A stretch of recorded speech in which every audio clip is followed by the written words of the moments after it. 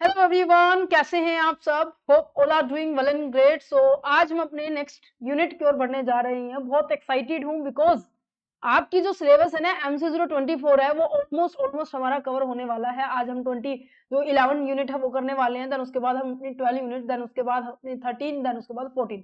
Just only 4 lectures are the pending. उसके बाद हमारे कंप्लीट MC024 हो जाएगा और इनके नोट्स भी आपको अवेलेबल करवा दिए जाएंगे।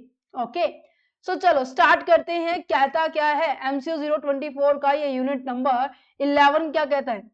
अभी तक हमने डिस्कस किया था कि भाई जो पहले तो हमने बिजनेस एथिक्स में बता देती हूँ, हमने फर्स्ट यूनिट से स्टार्ट हुए थे, देन वन बाय वन सभी चीजों को कंप्लीट किया। यहां तक हम अभी तक बेसिक क्लियर करते आ रहे थे कि हाँ जी बिजनेस एथिक्स और CSR का मतलब क्या है। देन यूनिट नंबर 6 से मेन कॉन्सेप्ट स्टार्ट हो जाता है कि CSR को एज अ स्ट्रैटेजी की तरह हमने कंसीडर किया गया। देन इसके बाद हमने CSR को ग्लोबल लेवल पे लेकर गए थे और उसकी पॉइंट ऑफ व्यू से हमें क्या क्या चीजों पर ध्यान रखना पड़ा था। देन उसके बाद CSR को बिजनेस को किस तरीके से लिंक किया गया था उनके बारे में डिस्कस किया।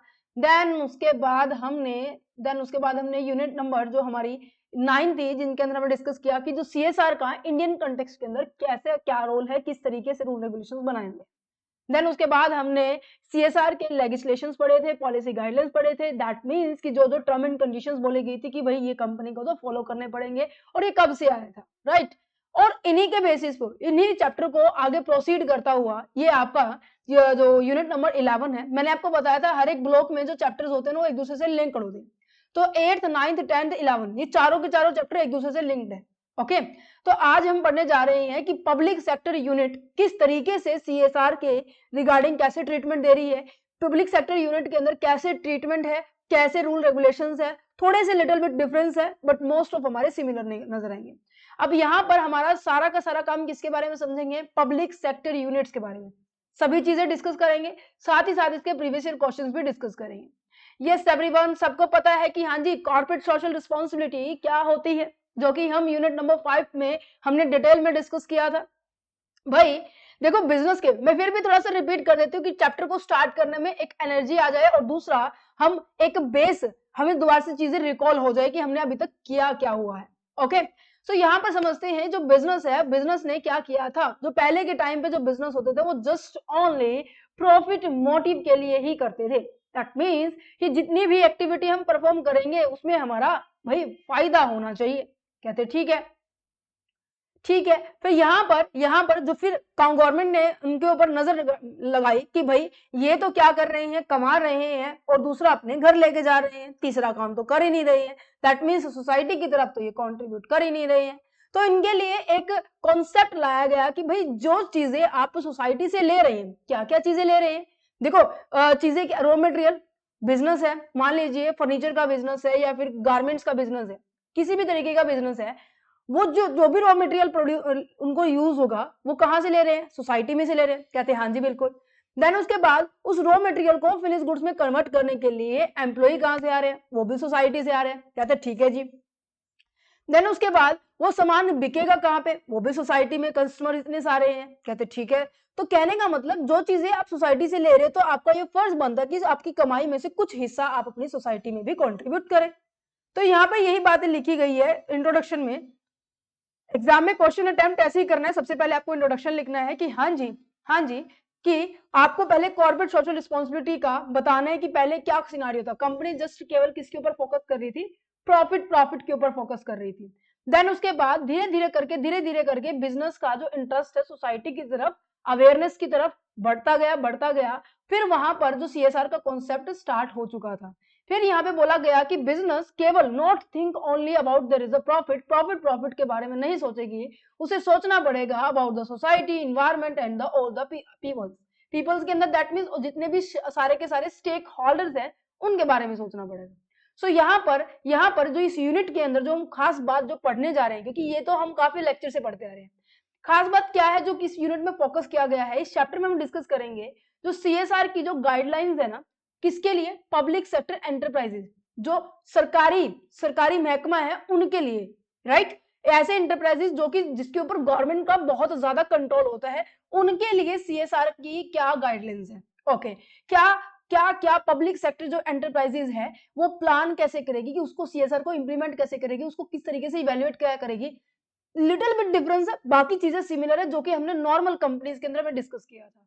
कहते हैं अच्छा सीएसआर की जो गाइडलाइंस है चेंज होती गई है, स्पेशली पब्लिक सेक्टर एंटरप्राइजेस के लिए, उनके बारे में डिस्कस करें। सो सिंपल चैप्टर है, ठीक है। तो सीएसआर का मीनिंग यहाँ पे लिख देना है। अब साथ में पब्लिक सेक्टर एंटरप्राइजेस का भी मतलब बताना है कि क्या होती है।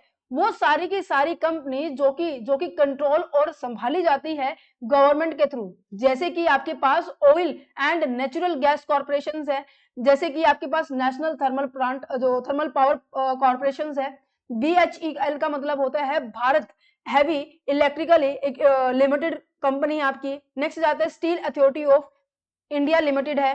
देन उसके बाद आ जाता है gas authority of India limited है। ये सारी की सारी आपकी सरकारी कंपनीज है जिनके अंदर अलग से रूल बनाया गया है कि भाई सीएसआर की कंट्रीब्यूशन आप कुछ इस तरीके से करेंगे।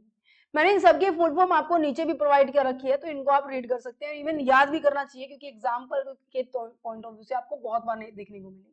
Okay, this company make the huge profit and society expect करती है कि वो वापस अपने नेशन की तरफ कंट्रीब्यूट करें। कहते हैं अच्छा जी।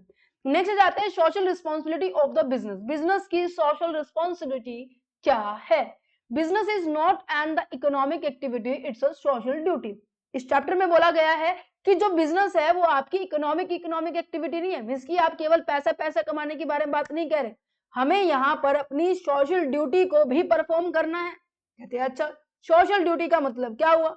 सोशल ड्यूटी का मतलब क्या हुआ कि जहां से जो चीजें आप ले रहे हैं तो ऑब्वियस आप उस अपनी इनकम का कुछ प्रॉफिट कुछ हिस्सा वहां पर कंट्रीब्यूट करें, चाहे वो आप एजुकेशन में करें, चाहे आप हेल्थ सेक्टर में करें, चाहे आप या फ्री कैंप पे लगा दे, ठीक है, मेडिकल जो कैंप होता है, इंफ्रास्ट्रक्चर डेवलपमेंट करे, रेल की सर्विस प्रोवाइड कर दे, कुछ भी आप प्रोवाइड कर रहे हो व्हाटएवर, पर जरूरी है आप सोसाइटी की तरफ कंट्रीब्यूट करें। Why do the business have the social responsibility? क्यों एक बिजनेस के ऊपर ये बोला गया है कि भाई तुम्हारे ऊपर ये रिस्पॉन्सिबिलिटी है, तुम्हें लेनी चाहिए, सोशल रिस्पॉन्सिबिलिटी तुम्हें लेनी चाहिए। बिकॉज आज के टाइम में कोई भी पॉइंट अकेला चलकर ज्यादा लंबे टाइम तक सर्वाइव नहीं कर सकता, हर कोई किसी ना किसी के ऊपर निर्भर होता है। जैसे मैंने आपको स्टार्टिंग में बोला था जो बिजनेस है वो टोटली डिपेंड करता है सोसाइटी के ऊपर, क्योंकि वहां से वो रॉ मटेरियल, वर्कफोर्स हो गया, मार्केट हो गया, रिसोर्सेज हो गए, सारे की सारे वहीं से मीट होती है उसकी, तो ऑब्वियस है उसे जरूरी है कि वो सोसाइटी की तरफ कुछ कंट्रीब्यूशन वापस भी दे।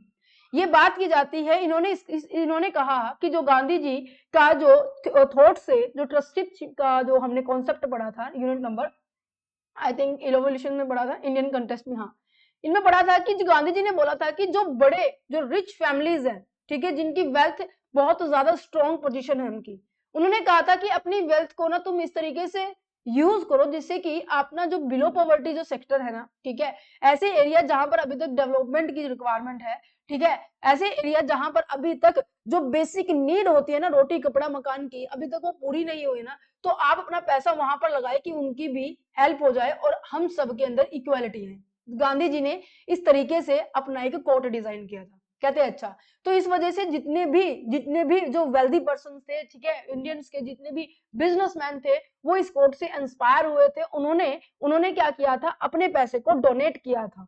ठीक है, ये गांधी जी की विचारधारा थी जो कि बिजनेसमैन ने मानी थी। अब यहाँ पर जो पब्लिक सेक्टर जो यूनिट्स है, एंटरप्राइजेज हैं, उनकी रिस्पॉन्सिबिलिटी कहाँ तक बारे में बात की जा रही है, किस सीमा तक है। ऑब्वियस है ये सिमिलर है, customer, employ, community, environment, government, business partners and the society, इन सबको बेटे ध्यान में रखना है जब भी कोई बिजनेस कर रहे हैं, चाहे वो आप पब्लिक है, ये तो हमने पीछे भी पढ़ा था, चाहे पब्लिक सेक्टर है, ये तो हम पब्लिक सेक्टर का पढ़ रहे हैं, या फिर आपका कोई प्राइवेट सेक्टर है, इन सबके ऊपर सबको ध्यान में रखना पड़ेगा। ठीक है, अच्छा ये जस्ट ओनली एग्जांपल दिया तो आप इनको रीड कर सकते हैं जो कि मैं आपको बता चुकी हूँ। अच्छा, सोशल रिस्पॉन्सिबिलिटी स्ट्रेटेजी क्या होगी, this is the important and exam के अंदर बहुत बार आया है ये। सुनो क्या कहता है, बिजनेस स्ट्रेटेजी ना पहले अलग अलग टाइप में मानी जाती थी क्योंकि सबकी देखो विचारधारा अलग अलग है, सभी का मानना अलग अलग है। देखो यहाँ पे सबसे पहले बात की गई थी, जो स्ट्रेटेजी थी, पहले जो स्ट्रेटेजी होती थी सोशल अपोजिशन होती थी। दैट मीन्स कि समाज के खिलाफ आप कोई काम कर रहे हैं, दैट मीन्स ऑब्वियस है जो भी आप काम परफॉर्म कर रहे हैं ना, जो भी आपका बिजनेस है, जिस भी तरीके का आप कंपनी ऑपरेट कर रहे हैं, वो कंपनी अपना अपना फायदा देख रही है, सोसाइटी की तरफ कुछ ना कुछ गलत मैसेज प्रोवाइड कर रही है, दैट मीन्स सोसाइटी को हार्म कर रही है। वो कुछ भी हो सकता है। आप गवर्नमेंट के रेगुलेशंस को फॉलो नहीं कर रहे, या फिर आप इन्वायरमेंट में बहुत ज्यादा पोल्यूशन स्प्रेड कर रहे हैं, या फिर ऐसा हो सकता है कि जो आपकी प्रोडक्ट की क्वालिटी है वो बहुत गंदी है, कुछ भी हो सकता है। इसकी ओवरऑल जितने भी पर्सन है ना जिनके रिगार्डिंग आपकी रिस्पॉन्सिबिलिटी बनती थी, बट आपने उसको फॉलो नहीं किया, आप केवल अपना अपना देख रही हैं। तो यहाँ पर ये लेवल जो कैसा है, यहाँ पे लेवल देखा जाएगा, ठीक है, जो सोशल रिस्पॉन्सिबिलिटी का लेवल है यहाँ पे बिल्कुल नेगेटिव है, मींस कि बिल्कुल आप अपोजिट चल रहे। तो ऐसे स्ट्रेटेजी को क्या बोल दिया, सोशल अपोजिशन। अभी मैं डिटेल में बताऊंगी, बट इन शॉर्ट में समझो कि आपको ये आगे वाले पॉइंट समझ में आए। सोशल ऑब्लिगेशन आता है जहां पर आप सोसाइटी को कुछ दे तो नहीं रहे हैं, पर कहीं ना कहीं जो चीजें रूल्स रेगुलेशंस होगी, टर्म कंडीशंस होगी, जो पॉलिसीज हैं, आप उनको फॉलो कर रहे हैं। दैट मीन्स आप सोसाइटी को कुछ दे नहीं रहे, तो सिंपल सी बात है आप उनको हार्म भी नहीं कर रहे, और नॉर्मल है, बस आप अपना अपना देख रहे हैं कि हाँ दूसरे को भी कल तो ना मैं करूं। ये एक मिनिमम लेवल का पॉइंट है। फिर आ जाता है सोशल रिस्पॉन्स। सोशल रिस्पॉन्स होता है जहां पर लोग वॉलेंट्रियली क्या करते हैं, कंट्रीब्यूट करते हैं सोसाइटी में, अपनी इनकम का कुछ हिस्सा वो सोसाइटी की तरफ डोनेट कर रहे हैं, कहते हैं अच्छा ठीक है। नेक्स्ट जाता है सोशल कॉन्ट्रीब्यूशंस। ये वो पर्सन है बहुत ज्यादा, ये कह सकते हैं कि जैसे गांधी जी जो ट्रस्टशिप में था ना, कि जो बड़े बड़े जो बिजनेसमैन है वो अपने आप को ना केयर टेकर पर्सन मानते थे, कि भाई हम ही हैं जो है, हम सोसाइटी को डेवलप करने का जिम्मा उठा रहे हैं। तो इस वाली कैटेगरी में वो पर्सन आएंगे जो एज अ लीडर की तरह बिहेव करेंगे, कि भाई हम हैं, हम सोसाइटी के लिए इस तरीके की एक्टिविटी कर रहे हैं। तो सबसे पहले देखो क्या लिखा हुआ है, सोशल अपोजिशन, जिसे हम नेगेटिव अप्रोच भी कहते हैं। इसका मतलब क्या है कि इन्होंने सोशल रिस्पॉन्सिबिलिटी को टोटली रिजेक्ट किया है। ये मानते हैं कि बिजनेस एग्जिस्ट किया है केवल प्रॉफिट कमाने के लिए किया है। इन्होंने अपोज किया जितने भी रूल्स हैं, जिन्होंने अवॉइड किया रिस्पॉन्सिबिलिटी जो है, इन्होंने सोसाइटी को हार्म किया। इनका बिहेवियर कैसा है, इन्होंने क्या किया है, पब्लिक जो भी एक्सपेक्ट करती थी तुमसे कि भाई तुम ऐसा करो, कंपनी जो भी परफॉर्म कर रही है, कंपनी से एक्सपेक्ट कर रही थी कि भाई कंपनी तुम इस तरीके से करोगे तो बेटर रहेगा, हमें भी फायदा होगा तुम्हें भी, पर वो उसके जस्ट अपोजिट चल रही है। उन्होंने वॉलेट किए, अवॉइड किए जितनी भी लो एंड कंडीशंस थी। कहते हैं अच्छा कोई भी एक्टिविटी सीएसआर के रिगार्डिंग नहीं की। दैट मींस कोई भी अपना जो पैसा है कंट्रीब्यूट नहीं किया, जो कि शेड्यूल नंबर 7 में हमने डिस्कस किया था। कहते हैं ठीक है। नेक्स्ट आता है जैसे कि only care about the reducing the cost and increasing the profit. Means की कंपनी का केवल फोकस किसके ऊपर रहा, अपनी अपनी कॉस्ट को भाई कम करूं और मेरा प्रॉफिट बढ़ाऊं, मुझे दूसरों से कोई मतलब नहीं है। ठीक है, जैसे कि आपके पास जितना भी वेस्टेज है, बहुत मतलब ऐसा वेस्टेज है जो कि गिरते ही बहुत ज्यादा मतलब पानी को खराब कर देगा, एयर को खराब कर देगा, ऐसा कुछ है, तो एग्जांपल आप दे सकते हैं। ठीक है, ये क्यों इतना नेगेटिव है, क्योंकि ये सोशल रूल्स हैं, ठीक है, टर्म कंडीशंस है, गवर्नमेंट की जो टर्म कंडीशंस है बिल्कुल उसके अपोजिट हो गई इस, क्योंकि और साथ में ये भी लिख सकते हैं create the harm instead of the benefit. ये सोसाइटी को हार्म कर रहा है ना कि बेनिफिट कर रहा है, इसी वजह से इसे नेगेटिव अप्रोच भी कहते हैं। सोशल ऑब्लिगेशन का मतलब क्या है कि आप जितनी भी जो मिनिमम लीगल रिक्वायरमेंट है ना, आप उसको फुलफिल कर रहे हैं, आप सोसाइटी की तरफ कंट्रीब्यूट नहीं कर रहे, वॉलंटरी कंट्रीब्यूट नहीं कर रहे। ये कह रहे कि जब कानून बनेगा ना कि हाँ तुम्हें अब करना पड़ेगा तो मैं करूंगा, उससे पहले मैं नहीं करने वाला। दैट मीन्स जब तक कानून नहीं बनेगा, जस्ट अ सेकेंड, जब तक कानून नहीं बनेगा जब तक मैं क्या नहीं करने वाला, कंट्रीब्यूट नहीं करने वाला। मीन्स की पहले कानून बनाऊंगा फिर मैं मानूंगा। कहते मीन्स की तुम लॉज को मान रहे हो, मीन्स की जो रूल रेगुलेशंस बनाए हैं हमने वो मान रहे हो। कहते हाँ वो भी बहुत बढ़िया है। कह रहे हैं कि the law, the company follow the law but does not go beyond it. वो जो कानून बना दिया उससे परे नहीं जा रहा, वो कह रहे हैं कि मैं केवल इस को फॉलो करूंगा। It's fulfil only the minimum legal requirement, know the voluntary और सोशल सर्विस। किसी भी तरीके की अपनी इच्छा से वो सर्विस नहीं दे रहा सोसाइटी की तरफ। वो जैसे कि एग्जाम्पल आ सकता है, जैसे कि उसके जितने भी तरीके के टैक्स बनते हैं, जैसे कि वो सामान को खरीद रहा है, बेच रहा है, तो ऑब्वियस उसको जीएसटी पे करनी पड़ रही होगी। हाँ जी, जितने भी टाइप के टैक्स है, जैसे कि इनकम टैक्स हो गया, आपके पास कॉर्पोरेट टैक्स हो गया, इन सबको वो टाइम पे कर रहे हैं। जो भी रूल्स रेगुलेशन है, लेबर लॉ बना रखा है, वेजिस पेमेंट लॉ बना रखा है, कंपनी एक्ट बना रखा है, इन सबकी फॉलो कर रहा है, ओबे कर रहा है। ओके, अच्छा, does the CSR only if the law force it. ये कह रहे हैं कि ये तब सीएसआर में कंट्रीब्यूट करेगा जब सीएसआर के रिगार्डिंग कानून बन जाएगा, जो कि अब तो बना हुआ है, सेक्शन 135 आपकी इंडिया का कानून है क्या, राइट। अच्छा जी, शेड्यूल 7 जो कि कंप्लीट बताता है। तो यहाँ पे इसको मिनिमम सोशल रिस्पॉन्सिबिलिटी की तरह बिजनेस को क्यों माना गया है, because the company is doing only what the law force. जो भी कानून आपके ऊपर लगा रही है ना कि भाई तुम्हें करना पड़ेगा, करना, वो उसी को फॉलो कर रहा है, उससे बाहर होकर नहीं कर रहा। कहते चलो इतनी भी अच्छी बात है, इवन आप सोसाइटी की नीड के ऊपर फोकस नहीं कर रहे, इट्स ओके। नेक्स्ट जाते हैं सोशल रिस्पॉन्स। सोशल रिस्पॉन्स आ जाता है कि आप गवर्नमेंट की टर्म कंडीशंस को जो लीगल रिक्वायरमेंट है उसको भी पूरी कर रहे हो, और साथ ही साथ अपनी इच्छा से आप सोसाइटी की भी हेल्प कर रहे हो, अपनी इच्छा से। ध्यान से सुना इस बात को। Company recognize the social problem, company social problem को ढूंढेगी तो उनको सॉल्व करने की कोशिश करेगी। वो लीगल रिक्वायरमेंट तो कंप्लीट करती है, take the voluntary actions to help the society, जो सोसाइटी को हेल्प करे। बिहेवियर कैसा है, जैसे कि वो सोसाइटी की तरफ कैसा हो सकता है कि वो एजुकेशन में, हेल्थ में, इन्वायरमेंट में, ठीक है, वो हेल्प करेगी उन सभी सेक्टर्स में जिनके जहां पर अभी डिसएडवांटेज है, दैट मींस जहां पर अभी कुछ चीजों की कमी है, जो बेसिक रिक्वायरमेंट्स है, अंडर प्रिविलेजेस जो एरिया है उनके अंदर फोकस किया जाएगा। वो पोल्यूशन को कम करने की अपने आप बात की जा रही है, उसके ऊपर कोई फोर्स नहीं लगाया गया, वो वॉलंटरीली कर रही है, ठीक है। जो कंडक्ट करवा रही है वो skill development programme, that means जो आपके जो एम्प्लॉइज हैं उनकी स्किल को एनहांस किया जा सके, उनको ट्रेनिंग प्रोवाइड की जा रही है, क्योंकि जितनी ज्यादा स्किल एनहांस होगी उतना ज्यादा वो कम वेस्टेज करेंगे, उतनी ज्यादा जल्दी से वो काम परफॉर्म करेंगे। यस, इसे पॉजिटिव क्यों बोला गया है? कंपनी एक्टिवली ट्राई कर रही है, कोशिश कर रही है कि वो अपनी सोसाइटी को कुछ बेटर करवा सके। ओके, सोशल कंट्रीब्यूशन की अगर बात की जाए, इसे हाई पॉजिटिव या फिर मैं कहूं कि लीडरशिप अप्रोच भी कहते हैं। क्यों? क्योंकि यहाँ पर जो कंपनी है ना, वो एज अ लीडर कि भाई मैं ही सोशल डेवलपर हूँ, मेरे पॉइंट ऑफ व्यू से वो एज अ रोल मॉडल होते हैं। जैसे कहते हैं ना कि एक बच्चा अगर पढ़ना शुरू कर दे घर में किसी में, ठीक है, हमारे यहाँ तो ऐसे ही होता, हमारे यहाँ घर में तो ऐसे हुआ था कि जो हमारे बड़े थे उन्होंने बड़ी, जो डिस्ट्रिक्ट टॉपर हैं, ठीक है, स्टेट टॉपर हैं, वो ऐसे रहे हैं एजुकेशन में।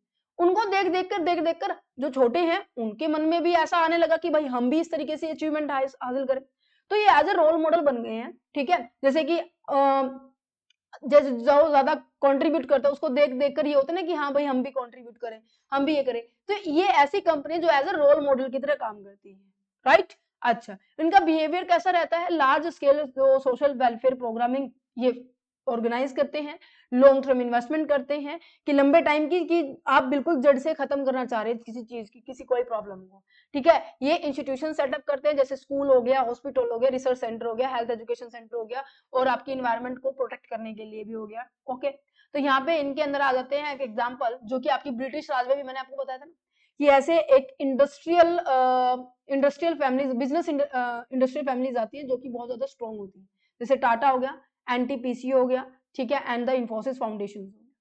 क्यों इसे हाईली पॉजिटिव बोला जाता है? क्योंकि ये एज ए सोशल लीडर्स होते हैं जो कि आपके बिजनेस की एक्टिविटी के साथ साथ वो अदर एक्टिविटीज में भी बहुत अच्छे से भागीदारी लेते हैं। सभी के अंदर जो सोशल रिस्पॉन्सिबिलिटी के रिगार्डिंग जो फीचर्स होंगे सब में कॉमन होंगे, ये हम बहुत बार डिस्कस कर चुके हैं, इसको गो थ्रू कर लेंगे, ठीक है।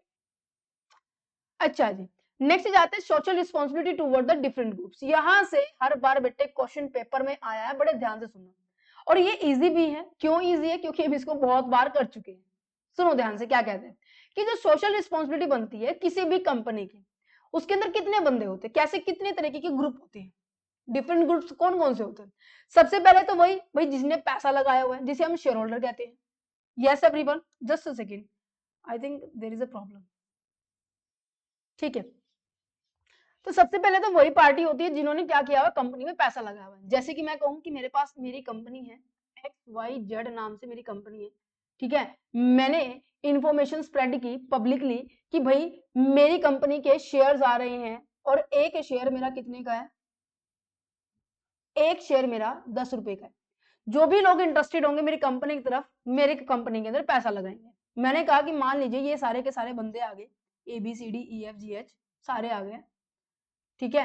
ये कह रहे हैं कि भाई कंपनी हम तुम्हारे यहाँ पर पैसा लगाएंगे। मान लीजिए सबने क्या किया है, 100 शेयर्स ले लिए हैं, ठीक है, 100 शेयर के लिए पैसा लगाया है।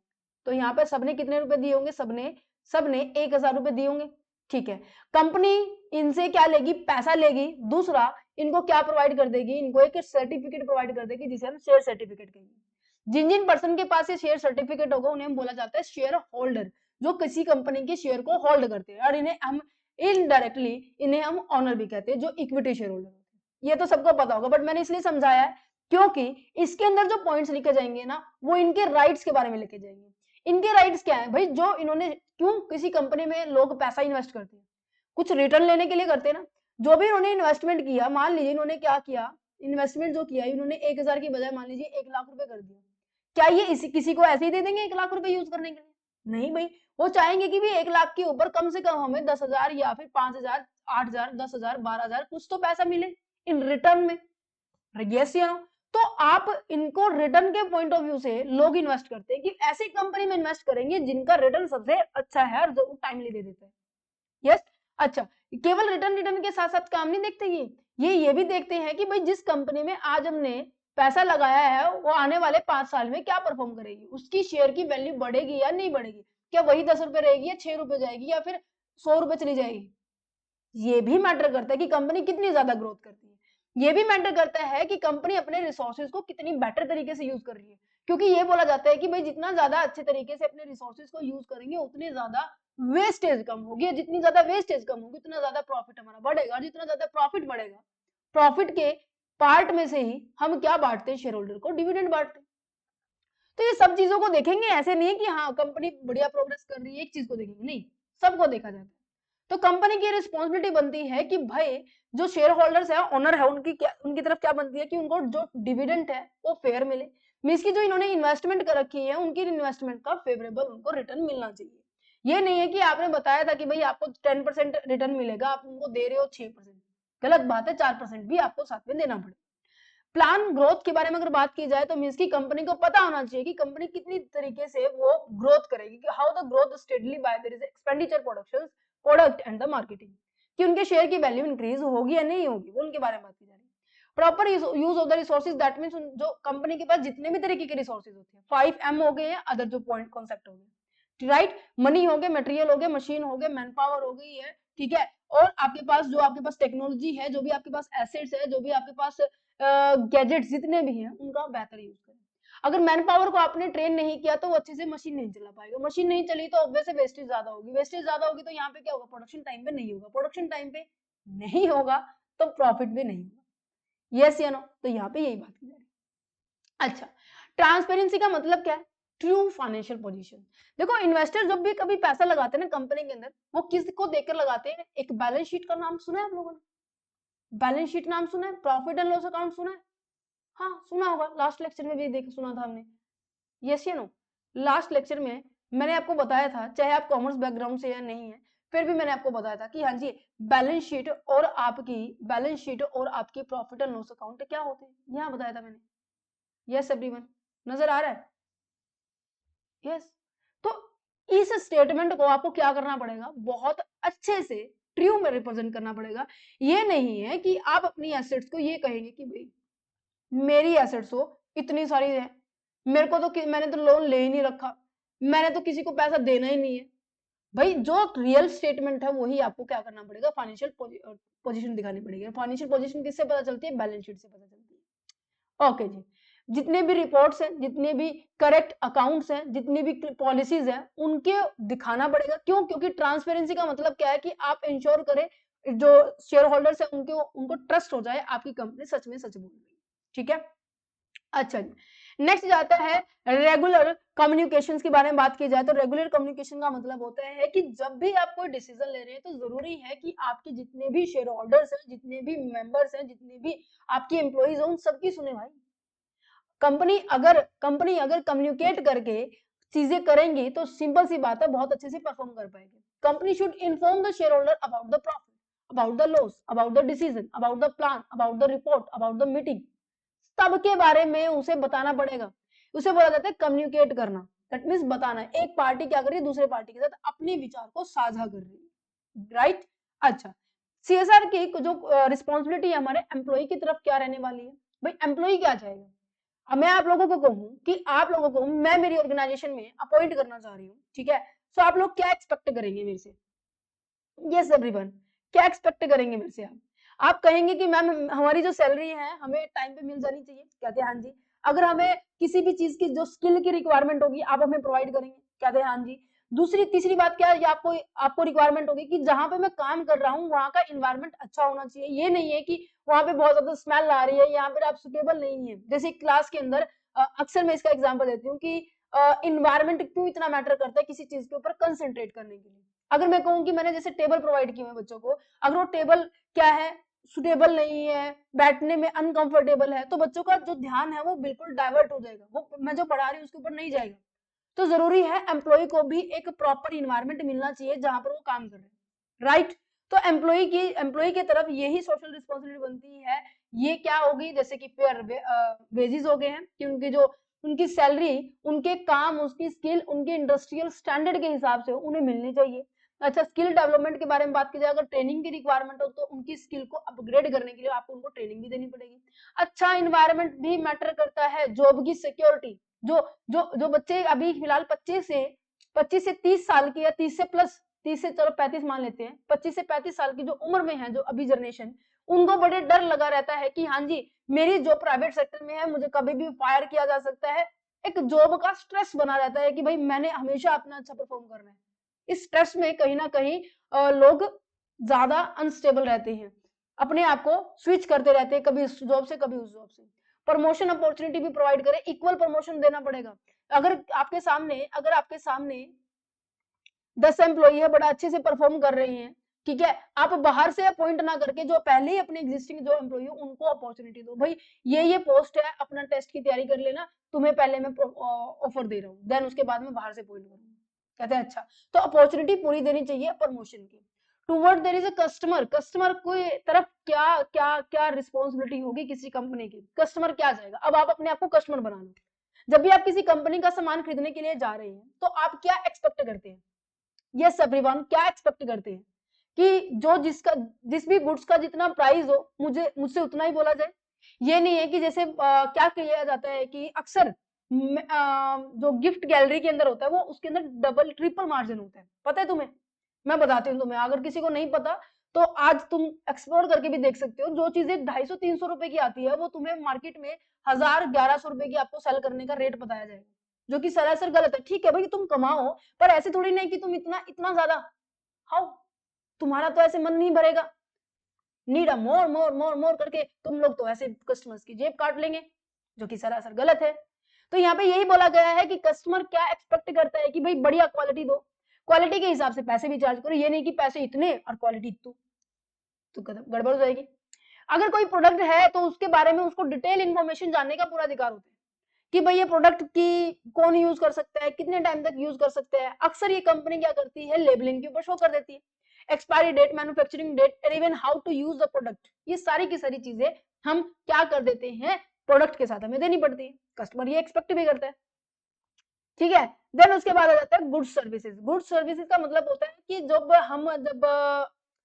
ज्यादा बड़े इक्विपमेंट एंड टेक्नोलॉजिकल इक्विपमेंट लेते हैं, फॉर एग्जांपल मैं लेती हूँ हमारे पास जैसे कि फ्रिज है, टीवी है, ठीक है, एसी है, इनकी ना सर्विसेज होती है, आफ्टर सेल सर्विसेज, कि सेल करने के बाद ना आपके पास ना सर्विस करने के लिए हर 3 महीने के अंदर आएंगे, रिपेयर करने के लिए हर 3 महीने में आती है, राइट। अगर खराब हो जाए तो रिप्लेस किया जा सकता है। वारंटी गारंटी का कॉन्सेप्ट यहाँ पे अप्लाई किया जा रहा है कि कस्टमर को ये दो भाई, कस्टमर तभी आपकी तरफ अट्रैक्ट होगा, और जरूरी है जो दे रहे हो वो एक्चुअल में परफॉर्म भी करना है और सेफ प्रोडक्ट दो। ये नहीं है कि आप अपना प्रॉफिट जनरेट कर लो, it's not a good thing. तो ये सभी चीजें आपको यहाँ पे लिखनी है। अगर एग्जाम के अंदर ये बड़ा क्वेश्चन आ जाए ना तो बड़ा क्वेश्चन कर देना है आपको, इन्हीं के और ज्यादा एक्सपेंड कर देना। गवर्नमेंट की तरफ क्या क्या ड्यूटी बनती है, गवर्नमेंट की तरफ ड्यूटी बनती है भाई, जो कंपनी है वो आपका जितनी भी तरीके का टैक्स बनता है वो टैक्स टाइमली पे करे तुम। ऐसा नहीं है कि तुम डिले कर रहे हो, या ऐसा नहीं है कि तुम अपनी इनकम को कम शो करके दिखा रहे हो कि जिससे आपका टैक्स कम आए। इनकम टैक्स आपके लिए जितने भी रूल रेगुलेशंस बनाए गए हैं, लेबर लॉ बनाया गया है, इन्वायरमेंट लॉ बनाया गया है, कंपनी लॉ बनाया गया है, पेमेंट लॉ बनाया गया है, इन सब को बच्चे फॉलो करो, क्योंकि कंपनी अकेली नहीं चलती। कंपनी एक सोसाइटी में कस्टमर भी है, एम्प्लॉय भी है, गवर्नमेंट भी है, इन्वायरमेंट भी है, लेबर भी है, वर्कर्स भी है, सबको फॉलो करना पड़ेगा और सबके लिए रूल रेगुलेशंस बनाए हुए हैं। ओबे द पॉलिसी जो बनाई गई है, laws and rules and regulations, term conditions legally आपको पूरा करना पड़ेगा। अब ये नहीं है कि आप क्या करें, आप ब्लैक मार्केटिंग करना शुरू कर दें। इन सब चीजों को अवॉइड करना है। इलीगल जितनी भी एक्टिविटी है, ब्लैक मार्केटिंग है, ठीक है, जितने भी आप करप्शन के काम करते हैं, ऑडिंग करते हैं, ये सारे के सारे आपको इग्नोर करने पड़ेंगे। ओके, तब अपना काम एथिकली करना है। सोसाइटी की तरफ अगर बात की जाए, सोसाइटी क्या चाहती है, क्या कई बार क्या करती है कंपनी, केवल जैसे अक्सर ये देखा जाता है और ये है भी, देखो मेरे को तो ऐसा फील होता है, ये डेफिनेटली है। अगर आप किसी शोरूम के अंदर कोई ऐसे बहुत मतलब दिखने में ऐसा गरीब टाइप में है, ठीक है, तो कंपनी जो जो शोरूम के जो पर्सन है ना, उनको अंदर एंट्री भी नहीं करने देते। इवन उनके पास पैसे बहुत हैं, बट हाँ, वो कपड़े खरीदने के लिए जा रहे हैं, उनको एंट्री भी नहीं करने देते। वो कहेंगे तुम्हारे पास पैसे हैं, मतलब कि बहुत ज्यादा डिस्क्रिमिनेशन करते हैं। तो यहाँ पर डिस्क्रिमिनेशन नहीं करना चाहिए, चाहे वो एम्प्लॉयमेंट है चाहे वो कस्टमर है, राइट। तो किसी भी तरीके का डिस्क्रिमिनेशन नहीं करना चाहिए। भाई एबिलिटी सबकी होती है, आप उनको ऐसे देखकर जज नहीं कर सकते, राइट। जो अच्छे सूट बूट डाले हुए हैं, ठीक है, फर्क पड़ता है इन चीजों का, बट एटलीस्ट पहले उसके बारे में जान तो लो कि है कौन। मेरा मानना तो यही है भाई, बाकी देखो क्या कहते हैं लोग। बहुत सबकी अलग अलग विचारधारा है, मैं किसी को ये नहीं कह रही कि भाई तुम ये गलत हो, तुम ये गलत हो। मैंने मेरी विचारधारा बताई है आप लोगों को, है ना। तो non discrimination in the employment, that means gender के बेस पे, कास्ट के बेस पे, रिलीजन के बेस पे, या फिर उसकी डिसेबिलिटी के बेस पे कहीं ना कहीं डिस्क्रिमिनेशन होता है, भेदभाव होता है। आपको हैंडीकैप्ड जो पर्सन होते हैं, जो इनसफिशिएंट होते हैं, ठीक है, स्पेशल पर्सन कह सकते हैं इनको, हैंडीकैप्ड नहीं कहेंगे हम, इनको स्पेशल पर्सन की कैटेगरी में बिलोंग कर सकते हैं। इन्हें हम ज्यादा प्रेफरेंस करें, इनको हम ज्यादा सपोर्ट करें, राइट। अच्छा, अब आपने देखा भी होगा गेम के अंदर इन पर्सन को, जो स्पेशल पर्सन हैं, ठीक है, जिनको स्पेशल ट्रीटमेंट चाहिए होती है, उनकी उनकी परफॉर्मेंस कितनी बेटर है। उनके पास हाथ नहीं है, पैर नहीं है, कुछ चीजों के बीच में कुछ डिसेबिलिटी है, बट फिर भी वो अच्छा परफॉर्म कर रहे हैं, वो हर गेम के अंदर आगे हैं। यस या नो। कम्युनिटी के अंदर डेवलपमेंट करने के ऊपर बात करना ही है, हर एरिया के अंदर इन्वायरमेंट को प्रोटेक्ट करना है, और आपको इकोलॉजिकली बैलेंस बनाना है, मींस कि आप प्रॉफिट भी कमा रहे हो, साथ साथ सोसाइटी की तरफ भी कंट्रीब्यूट कर रहे हैं। Got it? Yes everyone, yes everyone. चलो अदर बिजनेस की तरफ क्या है। मान लीजिए आप मार्केट में है, मार्केट में आप दो, एक आप है और एक इधर वाला है। आप केवल अपना चलो सोसाइटी का देख रहे हो और अपना देख रहे हो, पर जरूरी है अपने कंपटीटर की ओर देखना भी। अगर कंपटीटर की तरफ नहीं देखा तो डेफिनेटली आप एक मोनोपोली क्रिएट कर देंगे। मोनोपोली का मतलब हमने डिस्कस किया था एमसीक्यू 021 के अंदर भी। यस एवरीवन, याद है सबको? याद नहीं है तो चलो मैं दिला देती हूँ। मोनोपोली का मतलब होता है कि जब एक ही बंदा क्या है पूरी मार्केट में सप्लाई कर रहा है। यहाँ पे कहते हैं कि वन सेलर होता है, वन सेलर होता है और multiple numbers of the buyer होते हैं। तो अगर एक सेलर होगा तो अपने प्राइसेस, अपने अपने अपनी सप्लाई वो खुद करेगा, वो डिमांड के हिसाब से नहीं करने वाला। तो फेयर कंपटीशन होना चाहिए, ये नहीं है कि आप अपना ही प्राइस कट करके या फिर आप ब्लैक मार्केटिंग करके कंपटीशन को बहुत हैवी लेके जा रहे हो। नहीं, एक हेल्दी कंपटीशन होना चाहिए, ठीक है, कॉपरेशन होना चाहिए। जैसे कि आपको कुछ पता है, सामने वाले को नहीं पता, तो आप उनके साथ शेयरिंग करके, उनके साथ मैचअप करके क्या कर सकते हो, जॉइंट वेंचर करके आप एक अच्छा एडवांटेज दे सकते हो सोसाइटी को, और अच्छा प्रॉफिट भी कमा सकते हैं।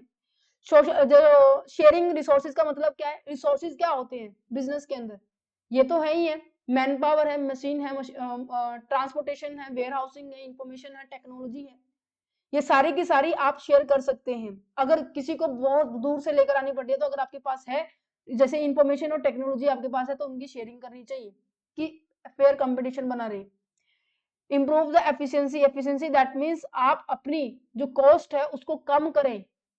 कॉस्ट कम होगी तो प्रॉफिट बढ़ जाएगा, प्राइस कम होगा तो प्रॉफिट बढ़ जाएगा। अगर आपकी कॉस्ट ही बहुत ज्यादा हुई तो डेफिनेटली आप मार्केट में इतने लंबे टाइम तक सर्वाइव नहीं करेंगे। यस एवरीवन, ये अभी तक हमने क्या किया है, ये बहुत इंपॉर्टेंट कॉन्सेप्ट था, ये बहुत इंपॉर्टेंट जो स्ट्रेटेजी है गवर्नमेंट सोशल रिस्पॉन्सिबिलिटी की, और जो डिफरेंट डिफरेंट ग्रुप के रिगार्डिंग क्या रिस्पॉन्सिबिलिटी बनती है, वो हमने डिस्कस कर लिया। अब हम बढ़ते हैं सोशल ऑडिट का मतलब क्या होता है। वैसे आपको मैं बताऊं, ये जो चैप्टर है यूनिट नंबर 12 में भी आने वाला है, corporate social responsibility reporting process and auditing. इसमें हम डिटेल डिस्कस करेंगे कि हाँ जी किस किस तरीके से, बट फिर भी मैं आपको बता देती हूँ ऑडिट का मतलब क्या होता है। जितनी भी आपकी बुक्स ऑफ अकाउंट होती है ना, जितने भी आपका बुक्स होती है जिसके अंदर सारी की तरीके की एंट्री लिखी होती है, इंफॉर्मेशन होती है, उसको ना चेक करवाया जाता है। उस चेकिंग को हम क्या बोलते हैं, ऑडिट बोलते हैं, ठीक है। अब इसको सोसाइटी के साथ जोड़ दीजिएगा। सोसाइटी के रिगार्डिंग आपने जो भी काम किया उसके रिगार्डिंग बुक्स ऑफ अकाउंट में एंट्री डाली होगी कि भाई हमारा खर्चा इतना किया, हमने इस सेक्टर को अपॉइंट किया, हमने इस तरीके से ये किया, मतलब सारी चीजें रिकॉर्ड करनी है। अगर उसको चेकिंग की जा रही है तो उसे बोला जाता है ऑडिट। और जो बंदा करेगा ना उसको ऑडिट, उसे हम ऑडिटर कहते हैं। क्या बोलते हैं, ऑडिटर बोलते हैं। Yes everyone. तो सोशल ऑडिट का मतलब क्या है, सिस्टमैटिक इवैल्यूएशन करना किसी भी कंपनी का कि उसकी सोशल रिस्पॉन्सिबिलिटी एक्टिविटी में वो कैसे परफॉर्म कर रहे हैं। ये चेक करता है the company is fulfil its responsibility toward the society such as the environment protection, consumer welfare and there is employee welfare. ये एक इस तरीके की प्रोसेस है जहां पर सिस्टमेटिक इवेल्युएशन होता है कि कंपनी क्या सोशल एक्टिविटीज के अंदर पार्टिसिपेट कर रही है, क्या कंपनी जितने भी टर्म कंडीशंस है उनको फॉलो कर रही है, फुलफिल कर रही है। कहते हैं हाँ तो बढ़िया बात है, डेफिनेशन दी हुई है अपने हिसाब से आप इनको लर्न कर सकते हैं। सबके अंदर यही है, मेजर करना, मॉनिटर करना, इवेल्युएट करना उनकी परफॉर्मेंस को, दैट्स इट। फीचर ध्यान से समझ लेना क्या कहना चाह रहा है। फीचर कहता है कि भाई cover the wide social impact area. That means अब मैंने कहा कि भाई मेरी कंपनी आप सोसाइटी की तरफ कंट्रीब्यूट कर रही है। कहते अच्छा तो ये बताओ कि आपने कौन से सोशल इंपैक्ट्स, कौन से ऐसे एरिया है जिनके ऊपर आपने अपना काम किया है। वो क्या हो सकते हैं, जैसे कि आपके पास एनवायरमेंटल इश्यू हो सकता है, ठीक है, पोल्यूशन कंट्रोल के रिगार्डिंग इश्यू हो सकता है, कंज्यूमर प्रोटेक्शन के हो सकता है, employ gender equality, community development, safety, measurement, इन किसी की भी पॉइंट ऑफ व्यू से आपने काम किया होगा तो उसकी ऑडिट करवाई जाएगी। प्रोसेस ओरिएंटेड ऑडिट होगी। प्रोसेस ओरिएंटेड का मतलब क्या है, जैसे कि ना जो भी चीज हम करते हैं ना वो हमेशा क्या होते हैं, प्रोसेस में होते हैं, ठीक है, उसका एक टाइम पीरियड होता है कि भाई इतने दिन के बाद हम फिनिश हो जाएगा ये वर्क। बट हमें ये देखना पड़ता है कि भाई आपकी कंपनी क्या कर रही है और किस प्रोसेस में आपने अपना पैसा लगाया है। जैसे मैंने कहा कि मैंने पोल्यूशन कंट्रोल के ऊपर मैंने अपना पैसा लगाया है, ठीक है, तो ये देखा जाएगा कि हाँ जी what the company is doing, बोल तो दिया पोल्यूशन कंट्रोल में, अब ये देखा जाएगा कंपनी उसके ऊपर काम कर रही है नहीं कर रही, या उसके फाइनल रिजल्ट को देखेंगे, नहीं फाइनल रिजल्ट बाद में मैटर करता है, पर ये पहले ये देखो कि हाँ जी तुमने कितना काम कर दिया है। Difficulty to measure the social result, it's a very very important. कहने का मतलब पता है क्या, जैसे तुम लोग कहते हो कि भाई फॉर एग्जाम्पल, जस्ट एग्जाम्पल, बच्चे कहते हैं कि भाई मैंने बहुत ज्यादा मेहनत की जिसके कारण मेरे इतने परसेंट नंबर है, तो बहुत बढ़िया है, बहुत बढ़िया है। पर क्या आपको मैं एक बात बताऊं, जो आपके मार्क्स आते हैं ना वो केवल आपकी मेहनत नहीं होती। आप लोगों को अगर एक कोट याद हो, अगर किसी का सुना हो तुम लोगों ने, कि आप जो भी परफॉर्म करते हो उसके अंदर आपका कुछ भी रोल नहीं होता, है ना। तो यहाँ पर क्या है कि जब आप कोई भी चीज परफॉर्म करें, जैसे फॉर एग्जाम्पल मैं आप लोगों को पढ़ा रही हूँ, यहाँ पे मेरा मेरा रोल नहीं है, मैं आप लोगों को पढ़ा रही हूँ, नहीं, मेरा इन्वायरमेंट अगर मेरे को सपोर्ट कर रहा है कि तुम लोग पढ़ाओ तो मैं तभी पढ़ा रही हूँ तुम्हें। अगर मैं बहुत ज्यादा टॉर्चर हूँ, मैं मुझे मुझे बहुत ज्यादा दिक्कत आ रही है, बाहर से नॉइज आ रही है, अभी थोड़ी देर पहले नॉइज आ रही थी, मैं बहुत ज्यादा इरिटेट हो रही थी उससे तुम्हें पढ़ाते टाइम, तो मेरा टोन है, मेरा जो इन्वायरमेंट, मेरा जो माइंड है बिल्कुल ऐसे डाइवर्ट हो गया था। तो जरूरी है कि आप जैसे अक्सर जब हम बचपन में, मतलब बचपन इन द सेंस जब हम ग्रेजुएशन में थे, तो जब हम काम करते थे मम्मी कुछ काम दे देती थी कि बेटा तन्नू ये कर दे, बेटा तन्नू ये कर दे, बार बार मुझे उठना पड़ रहा था, ठीक है, फिर कभी कोई आ जाता था, जो प्लान बनाया था वो पूरा ना हो तो फिर गुस्सा आना स्टार्ट हो जाता था। तो जरूरी है तुम्हारा जो आस पास का इन्वायरमेंट सपोर्टिव होना चाहिए, देन उसके बाद आप क्या कर सकते हो, फाइनल रिजल्ट एनालिसिस कर सकते हैं कि भाई किसका किसका मेन इंपैक्ट है। तो यहाँ पे यही बात की गई है, difficulty to measure the social result, कि जो सोशल आउटकम्स आते हैं ना जिसके ऊपर आप काम कर रहे हो वो आउटकम भी देगा, वो आउटकम किसके कारण से आया है, ये कहेंगे कि नहीं नहीं कंपनी के कारण से आया है, ये कहना गलत है। काफी सारे फैक्टर्स होते हैं, अगर the outside the company make the data collection difficult, जब रिजल्ट आपके बाहर आता है ना तो बहुत मुश्किल हो जाता है जानना कि भाई ये जो चेंज आया है किसकी वजह से आया है। Focus on the transparency and the disclosure, that means transparency बस एक ही चीज लेकर आते हैं कि लोगों के माइंड में हमारा ट्रस्ट बना रहे, हम अपनी इंफॉर्मेशन को शेयर करेंगे। सोशल एक्टिविटीज के रिगार्डिंग पॉलिसी जो हमने किया है, क्यों, क्योंकि गवर्नमेंट को पता चल सके, क्योंकि इस रिपोर्ट को देखकर गवर्नमेंट आपके लिए एक्शन उठाएगी, इन्वेस्टर आपके लिए यहाँ पर पैसा इन्वेस्ट करेंगे, कंज्यूमर आपके प्रोडक्ट को प्रेफर करेंगे, यस या नो, यस या no, okay. Involve the multiple stake holders, involve जैसे एम्प्लॉई हो गया, कस्टमर हो गया, गवर्नमेंट हो गया, एनजीओ हो गया, लोकल कम्युनिटीज हो गई एंड स्टेक होल्डर्स, ये सभी अपनी रिपोर्ट देंगे, देन उसके बाद उसको हम ऑडिट के साथ, इसकी जो हमारी बुक्स ऑफ अकाउंट है उसके साथ हम मैच आउट करेंगे। Yes, providing a basis of the improvement, कि आपको इस ऑडिट जब हम कर रहे हैं ना तो हमें एक लूप होल का पता चलेगा कि भाई हमारी कंपनी में ये कमी है तो उसके ऊपर सुधरने का मौका दिया जाएगा। ये हेल्प करती है हमें हमारे वीक सेक्शंस को कि भाई हम किस सेक्शन में ज्यादा वीक है। Got it. सोशल ऑडिट हमारे इंडिया के अंदर ना जो सबसे पहली जो सोशल ऑडिट थी वो टाटा कंपनी के अंदर हुई थी, Tata iron and steel company, जो कि जो एसपी कोटवाल के थ्रू हुई थी। और ये हमारी इंडिया की जो फर्स्ट, अरे क्या हो गया ये, एक second, was the first to set up the social audit committee हुई थी, और जिसके अंदर एग्जामिन किया था कि कैसे जो Tata iron and the steel company social and the morally अपनी रिस्पॉन्सिबिलिटी को परफॉर्म कर रही है, किस तरीके से अपनी ड्यूटीज को वो फुलफिल कर रही है, उसका कंक्लूड किया था इस मीटिंग के अंदर। Social reporting obligations of the public sector enterprises के बारे में बात की जाए तो यहाँ पे ये बताया गया है कि जो पीएससी है, दैट मींस आगे से मैं बिना इसको पीएससी बोलूंगी, थोड़ा शॉर्ट फॉर्म हो जाएगा। एक तो मैं बोलूं कि पब्लिक सेक्टर एंटरप्राइजेस, एक क्या बोलूं, मैं कहूंगी पब्लिक सेक्टर जो यूनिट है, पीएसयू एंड पीएससी। ओके, इनको जरूरी है कि सोशल इंफॉर्मेशन को वो डिस्क्लोज करें। Why? They use the public money. पैसा कहां से आ रहा है? पब्लिक ने इन्वेस्ट किया आपके यहाँ कंपनी में पैसा। कहते हैं हाँ जी। गवर्नमेंट एंड जो सोसाइटी है उनके लिए आपकी जवाबदेही होनी चाहिए कि जो भी प्रोसेस आ जाए फिर आप कोई भी पॉलिसी बना रहे हो। कहते हैं अच्छा। सोशल जो कमिटमेंट्स है, जो एथिकल जो बिहेवियर है, उसको क्या करना पड़ेगा? डेमोन्स्ट्रेट करना पड़ेगा। दैट मीन्स आपको शो ऑफ करना पड़ेगा कि yes we do it. Okay, information regard by their is external users. ये पता है क्या पढ़ रहे हैं हम? फिलहाल बताती हूँ आपको। जो सोशल ऑडिट हमारे इंडिया में हो रही है ना, पहली क्यों किसने की थी? पब्लिक सेक्टर को क्यों इतना जरूरी होता है सोशल रिपोर्टिंग को सबमिट करवाना? ठीक है, और नेक्स्ट आ जाते हैं कि भाई किन किन जो एक्सटर्नल यूजर्स है, किन किन को ये ऑडिट की रिक्वायरमेंट होती है। ये सब रिपोर्ट समझ में आ रहा है? क्यों? अब मैंने आपको पहले बता दिया था, जितने भी क्रेडिटर्स है, जितने भी फाइनेंशियल इंस्टीट्यूशन है, उनको जरूरी होती है। क्यों? समझो इस बात को कि जितने भी बैंक हो गया, ठीक है, जितने भी फाइनेंशियल इंस्टीट्यूशंस हो गए, वो आपकी कंपनी के बारे में इंफॉर्मेशन इसलिए लेंगे बच्चे क्योंकि वो आपको क्या दे रहे हैं? लोन दे रहे हैं। अगर आपकी सिचुएशन क्या होती जा रही है? दर बदर नीचे गिरती जा रही है, क्या बैंक वाले तुम्हें और लोन देंगे? कहेंगे पहले भाई पिछला लोन कवर कर दे, फिर हम तुम्हें नया लोन दे देंगे। इसलिए जरूरी होती है क्योंकि उस ऑडिट की रिपोर्ट में आपकी need the information about their is a financial position, fund flow statement, ability to repay the loan, कि कितनी एबिलिटी है कि आप अपने लोन को रिपे कर सकते हो, जिससे कि वो क्या कर सके, कि डिसीजन ले सके कि भाई इस कंपनी को हमें पैसा देना चाहिए या नहीं देना चाहिए। यस एवरीवन, इतना समझ में आया? शेयर होल्डर और जो आपके पास जो एकेडमिक्स जो कंसल्टेंट्स होते हैं, उनको क्यों रिपोर्ट चाहिए होती है आपकी ऑडिट की? वही बात है, क्योंकि ये लोग आपके यहाँ पे पैसा लगाएंगे, सिंपल सी है।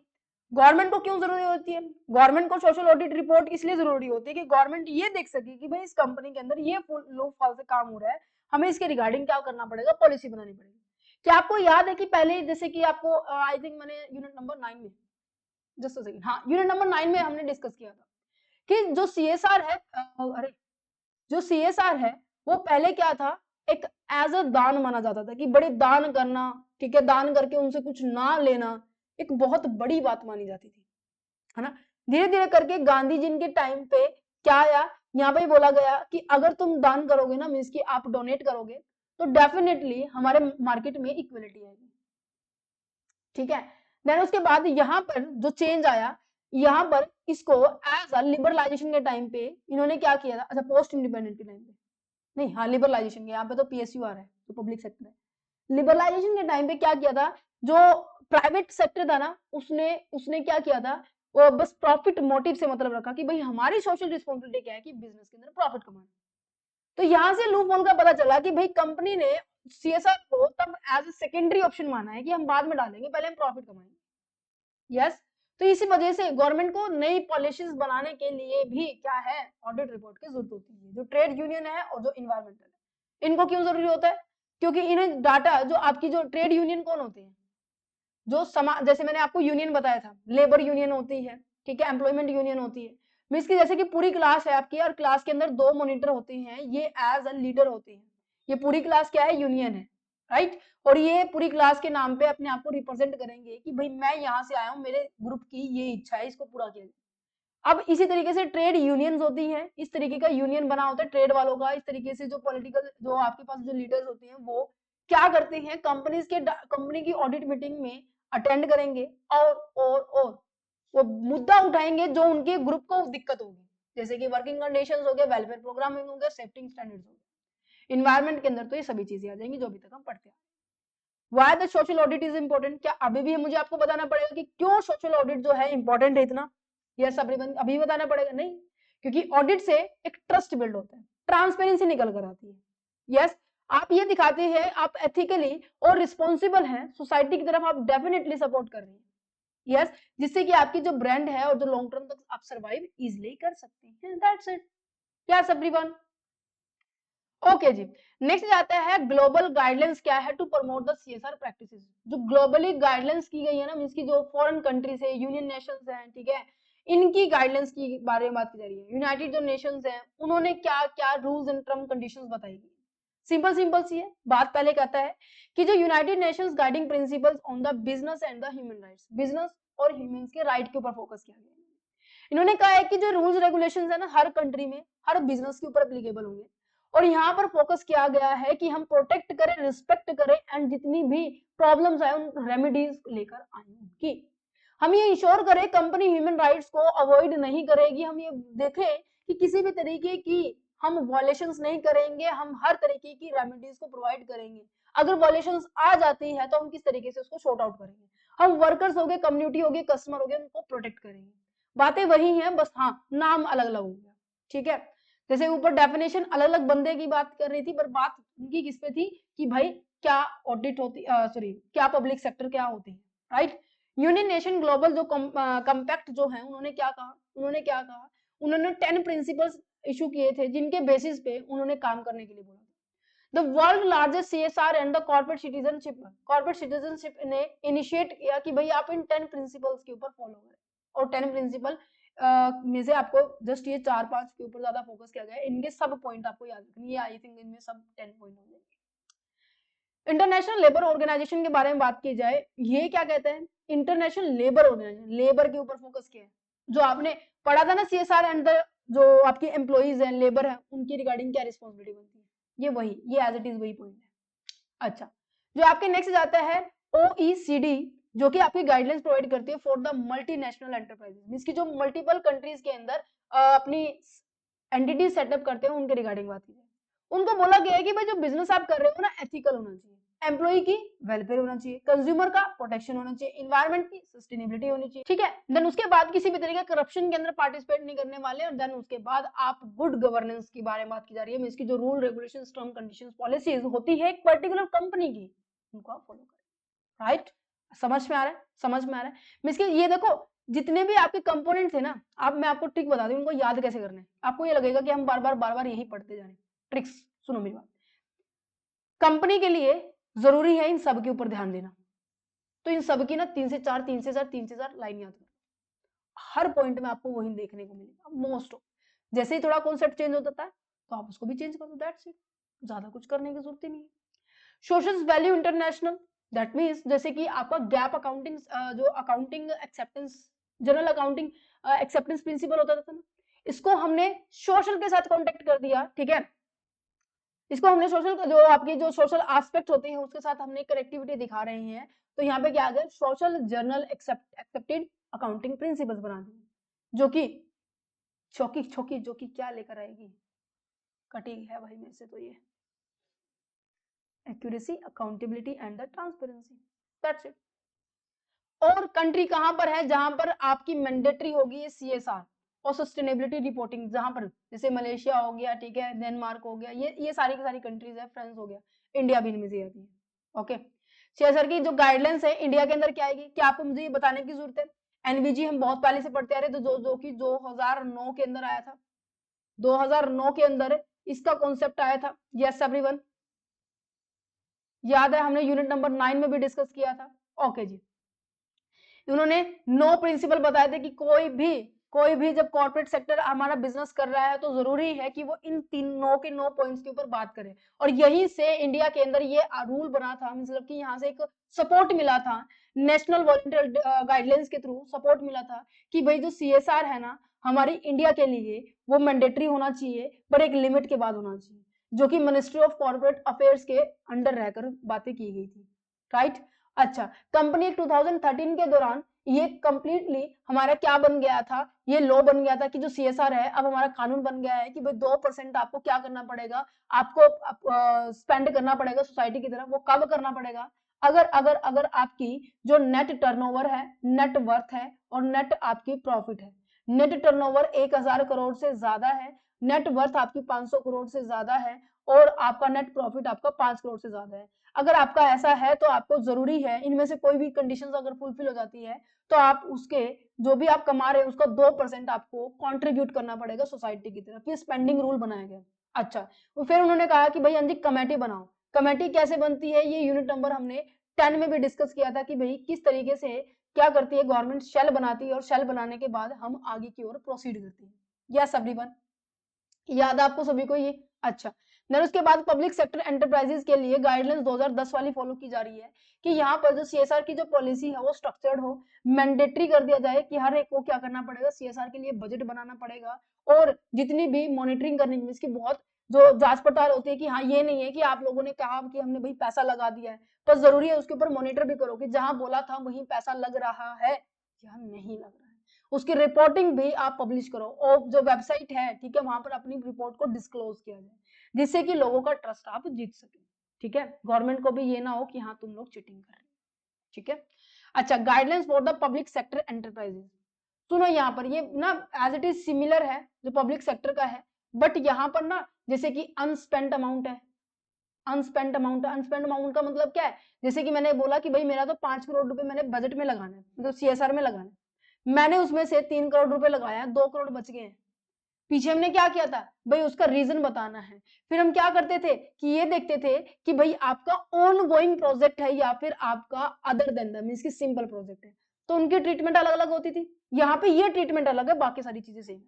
पढ़ो क्या कहते हैं, the department of the public enterprises क्या करती है, इशू करती है गाइडलाइंस किसके रिगार्डिंग, सीएसआर के regarding in the central public sector enterprises, इसे हम सीपीएसई भी बोलते हैं, सेंट्रल पब्लिक सेक्टर एंटरप्राइजेस, और उन्होंने गाइडलाइन के अंदर ये इंश्योर किया जितनी भी हमारे पास ये पब्लिक सेक्टर एंटरप्राइजेस है वो काम करेगी इनके ऊपर जो कि ethically responsible and the social development के लिए काम करेगी। सीएसआर की जो गाइडलाइंस है पहली बार फर्स्ट टाइम जो सीएसआर की गाइडलाइंस आई थी 2010 के अंदर आई थी, जिसके अंदर फुल डॉक्यूमेंट था, इसकी सारी की सारी डिटेल थी, देन उसके बाद कुछ एक मेजर जो चेंजेस 2013 के अंदर आए थे, फिर 2014 के अंदर आए थे, ठीक है, तो पढ़ो इसको क्या कहते हैं, सिंपल सिंपल सा है, इसमें कहते हैं इसमें एक कमेटी बनाई गई थी पब्लिक अंडरटेकिंग, सीओपी का दैट मींस कि committee on the public undertaking, यहाँ पर बात किया गया था कि जो सीएसआर है वो आपका ट्रिपल बॉटम लाइन की तरह ट्रीट किया जाएगा, उन्होंने एक आइडिया कंसीडर किया था कि भाई ट्रिपल बॉटम लाइन की तरह हम इसको कंट्रीब्यूट करेंगे, दैट मींस हम प्रॉफिट को भी मद्देनजर रखेंगे, हम अपने पीपल्स को भी मद्देनजर रखेंगे, हम अपने प्लैनेट जहां पर हम काम कर रहे हैं इन्वायरमेंट को भी हम मद्देनजर रखेंगे, ओके ओके, इनको सबको मध्य रखकर देन उसके बाद हम क्या करने वाले हैं, डिसीजन लेने वाले हैं, economic social and the environment जो इम्पैक्ट होने वाले हैं इन सबको हम देखेंगे, कहते हैं अच्छा प्लानिंग कैसे करोगे, कहते हैं प्लानिंग सब बैठ के करेंगे, सिंपल सी बात है,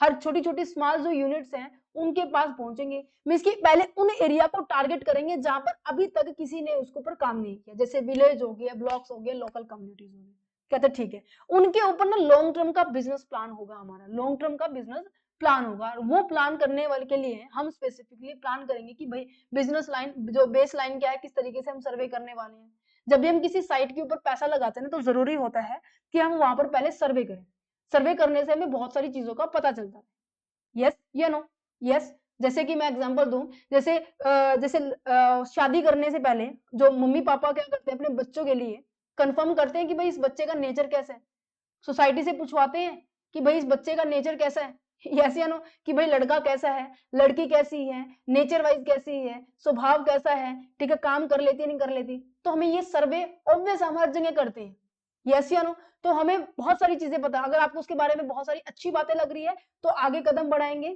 कहते हैं कि हाँ भाई रिश्ता पक्का है, ऐसे करते हैं नहीं करते, तो सेम इस तरीके से हम यहाँ पर क्या किया जाता है, हम अपने बिजनेस में भी करते हैं कि पहले अपने की इश्यूज जितने भी एस्पेक्ट हैं उनके बारे में इंफॉर्मेशन कलेक्ट करेंगे, देन उसके बाद एक्टिवली हम सेलेक्ट करेंगे कि भाई इस मुकदमे के ऊपर हमें क्या करना चाहिए, काम करना चाहिए, मैंने इसको सेलेक्ट किया, कहते हैं अच्छा, फिर उसके बेस के बाद में मैंने बजट बनाया कि मैंने फिर टाइम शेड्यूल किया, यस, जैसे हम नॉर्मली करते हैं ना कि कभी भी बहुत कम ऐसा रेट होता है कि हाँ जी आपके पास 3 से 4 पर्सन है और उनमें से आप जब सिलेक्ट करते हो सबके बारे में आपने पहले डाटा कलेक्ट किया, ठीक है, आपने सबसे पहले डाटा कलेक्ट किया, फिर उसमें से आपने सेलेक्ट किया, मान लीजिए मैंने ये कहा कि मेरे पास ये सिलेक्शन है, तो मैं इसके ऊपर बजट प्रिपेयर किया जाएगा कि भाई शादी के अंदर कितना बजट तैयार लगेगा, ये नहीं उस बंदे के ऊपर लगाना है, नहीं, इसके ऊपर इस पूरे प्रोजेक्ट में कितना पैसा लगेगा, किस टाइम ड्यूरेशन के बाद कब तक कंप्लीट हो जाएगा, तो हम अपने बिजनेस की एक्टिविटी में सारी की सारी चीजें ध्यान से समझेंगे, ठीक है। अच्छा, इम्प्लीकेशन स्टेज के अंदर क्या होता है कि जो सीपीएससी स्टाफ होते हैं वो should not do the work themself, अकेली काम नहीं करेगी कभी भी, जो पब्लिक सेक्टर जो एंटरप्राइजेज है ना, ये जो सेंट्रल पब्लिक सेक्टर जो एंटरप्राइजेज है, वो कभी भी अकेले काम नहीं करती। उसको सपोर्ट करने के लिए आपके पास एनजीओ होते हैं, ट्रस्ट होती है, पंचायत होती है, गवर्नमेंट एजेंसीज होती है। इनके साथ मिलकर हम क्या करते हैं, काम करते हैं। रीजन पता है क्या है? देखो, इन सबको ना प्रॉब्लम पता होती है, और इन पब्लिक सेक्टर जो ये आपके पास जो कंपनीज होती है, इनके पास पैसा होता है। ये हम बहुत स्टार्टिंग से पढ़ते आ रहे हैं कि जिनके पास पैसा होता है, जिनके पास प्रॉब्लम होता है, अगर वो दोनों मिल जाए तो कहीं ना कहीं आपकी प्रॉब्लम क्या हो जाएगी, शॉर्ट आउट हो जाएगी। अच्छा जी, नेक्स्ट जाइए, नेक्स्ट जाइए। रिसर्च एंड डेवलपमेंट के ऊपर हम क्या करने वाले हैं, पैसा लगाएंगे। जितने भी नेशनल जो सीएसआर हब है वो प्रोसीड करेंगे। हब इसकी क्या रिस्पॉन्सिबिलिटी होगी भाई, उनको रिस्पॉन्सिबिलिटी है कि भाई कलेक्ट किया जाए सीएसआर की इंफॉर्मेशन। वो लिस्ट बनाए कि भाई कौन कौन सी एजेंसी क्या कर रही है, इसके ऊपर काम कर रही है, कौन कौन रिसर्च कर रहा है, ये सारी की सारी चीजें एक डब्बे में डाल देंगे। और उन्हें ये भी ध्यान में रखना होगा कि भाई फंडिंग गाइडलाइंस जो दी गई है उसको फॉलो किया जाए। जैसे पब्लिक सेक्टर, ये जो मैंने आपको ऊपर बताया था, ये कहाँ गया, ये वाला, ये नॉर्मल कंपनीज का था। पब्लिक सेक्टर में ये लिमिट भी दूसरी है। ध्यान से सुनना कि अगर आपका 1000 करोड़ से ऊपर आप नेट प्रॉफिट कमा रहे हैं, इनका क्या देखना है, नेट प्रॉफिट। सीएसआर का जो बजट क्या होता है, नेट प्रॉफिट पे डिपेंड करता है इनका, पब्लिक सेक्टर का। ये कह रहे हैं कि अगर 100 करोड़ से ज्यादा, 100 करोड़ से सॉरी कम कमा रहे हैं तो आपको 3 से 5, और 100 करोड़ से लेकर 500 करोड़ में कमा रहे हैं तो 2 से 3% आपका सीएसआर का बजट होना चाहिए। 500 करोड़ से बहुत बहुत ज्यादा कमा रहे हैं तो 0.5 और 2% से, मींस की लॉस मेकिंग कंपनी कभी भी सीएसआर के ऊपर स्पेंडिंग के लिए फोर्स नहीं किया जाएगा गवर्नमेंट के द्वारा। और जो अनस्पेंड अमाउंट होगा वो आपका लैप्स नहीं होगा, उसके हम आगे ट्रांसफर कर देंगे। जितने भी रूल रेगुलेशंस है वो क्या होने वाले हैं, क्लियरिफिकेशन में होने चाहिए। जितने भी मिनिस्ट्रियल की जो मिनिस्ट्रियल डायरेक्शंस है वो आपकी कहते हैं ना, ओवरलैप कर रही चीजें ऊपर से जा रही है, वो ऐसे नहीं होनी चाहिए। जो जितनी भी टर्म कंडीशंस है, कॉन्सेप्ट है, वो क्लियरली मेंटेन करने पड़ेंगे। जो भी आप स्टाफ के लिए बेनिफिट दे रहे हैं, आप ये नहीं कहेंगे कि भैया हमारा सीएस का है, नहीं। बिकॉज सुनो मेरी बात, मैंने आपको लास्ट लेक्चर में भी एग्जांपल दिया था कि अगर कंपनी ने क्या किया है, अगर कंपनी ने अपने एम्प्लॉय की बेनिफिट के लिए कि भाई उसको रहने में, मान लीजिए चंडीगढ़ से पंजाब कोई क्या कर रहा है, रहने के लिए आ रहा है, चंडीगढ़ से पंजाब कोई जॉब करने के लिए आ रहा है, तो ऑब्वियस है उसको रहने का अकोमोडेशन की फैसिलिटी चाहिए। तो मान लीजिए कंपनी ने क्या किया, अपने एम्प्लॉय के लिए अकोमोडेशन की फैसिलिटी साथ में प्रोवाइड कर दी, रहने के लिए जो रेजिडेंट एरिया है वो साथ में प्रोवाइड कर दी। सरकार पता क्या कहेगी, तो सरकार ये कहेगी कि भाई अगर आप अपने एम्प्लॉय को बेनिफिट दे रहे हो, ध्यान से सुना, अगर आप अपने एम्प्लॉय को बेनिफिट दे रहे हो, वो बेनिफिट आपका सीएसआर में कंसीडर नहीं किया जाएगा, वो आपकी अदर एक्टिविटी में कंसीडर किया जाएगा।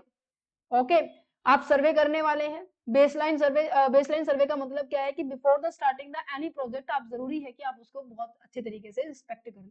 अच्छा, मॉनिटर का मतलब क्या है कि आप ये देख ले कि हर काम अच्छे से काम चल रहा है, नहीं चल रहा। ओके, अच्छा, रिवाइज सीएसआर गाइडलाइंस क्या है, रिवाइज जिसके अंदर लिटिल बिट चेंज हुए थे। लिटिल बिट में चेंज पता है क्या हुआ था, बस इसमें अंदर कि यहाँ पर जो गाइडलाइंस के ऊपर फोकस किया था, इंटरनल और एक्सटर्नल जितने भी स्टेक होल्डर्स है, अभी तक कहीं पर भी स्टेक होल्डर्स के बारे में बात नहीं की। बाकी सारी चीजें सेम है इसके अंदर। जैसे की एरिया क्या है कि मेजर प्रोजेक्ट जो आपके रिक्वायरमेंट है उनके अंदर आप पैसा इन्वेस्ट करें। दैट मीन्स जो आपकी जो public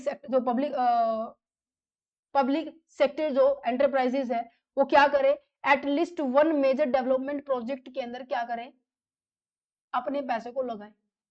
is a backward district, जैसे कि मैंने कहा कि मेरे एरिया में स्लम एरिया बहुत ज्यादा है, जिस एरिया में हम बिलोंग करते हैं, मैंने कहा इसमें स्लम एरिया बहुत ज्यादा है, तो मैं इस वाले एरिया को उठाऊं और इसको सुधारने की कोशिश करूं।